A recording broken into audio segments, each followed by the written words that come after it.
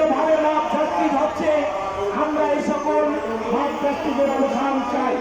বন্ধুগণ, এই যে রোজা আসছে, এরপরে আমরা ঈদ মাত্র কয়েকদিন পরে যখন ঈদুল ফিতর আমাদের সামনে সমাগত, তখন আমরা হিসাব করছি মাত্র 3 থেকে 3,500 টাকা একজন শিক্ষক ঈদের বোনাস পাবে। আজকের এই দুর্বল বাজারে সেই 25% উৎসাহ বাড়িয়ে এনেছে শিক্ষক সমাজ মান সম্পন্নভাবে ঈদ পালন করা কষ্টকর।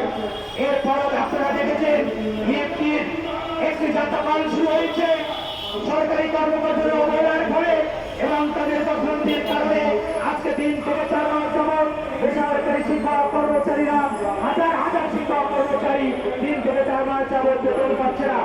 আজকে আমাদের সে দাবিয়ে জানাচ্ছি অবিলম্বে বিএনপি সমাধান করে তাদের বেতন ভাতা চালু করা হোক।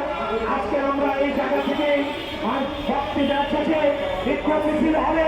এই মানববন্ধন এবং বিক্ষোভ মিছিল নিয়ে আমরা ঢাকা বিভাগীয় কমিশনারের কাছে যাব এবং কমিশনারের মাধ্যমে আমাদের মাননীয় প্রধান উপদেষ্টা এবং মাননীয় শিক্ষা উপদেষ্টা বরাবর স্মারকলিপি প্রদান করব। আমাদের মূল দাবি হচ্ছে অনতিবিলম্বে মাধ্যমিক শিক্ষা জাতীয় দলের ঘোষণা প্রদান করতে হবে। এই ঈদের পূর্বেই 100% উৎসাহ ভাতা, পূর্ণাঙ্গ বাড়ি ভাড়া এবং চিকিৎসা ভাতা প্রদান করতে হবে।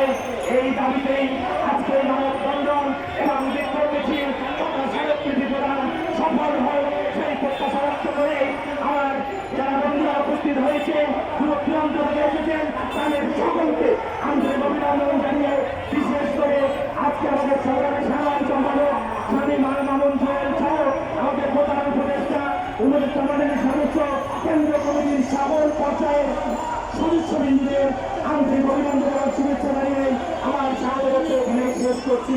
আল্লাহ হাফেজ।